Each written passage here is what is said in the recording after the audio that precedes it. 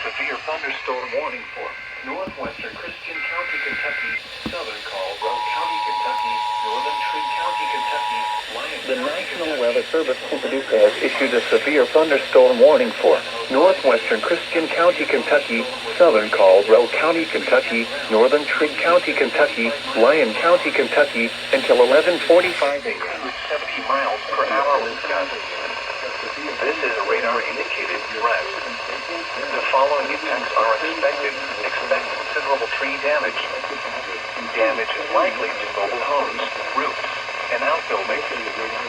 Locations impacted include Princeton, Cadiz, Eddyville, Woodland Nature Station, Craven's Bay Campground, land between the lakes area, Crompton, Cobb, Rock Castle, Catawba, and Hawkins. This includes the following highways: Interstate 24 in Kentucky between mile markers 39 and 71. Interstate 69 in Kentucky between mile markers 68 and 84.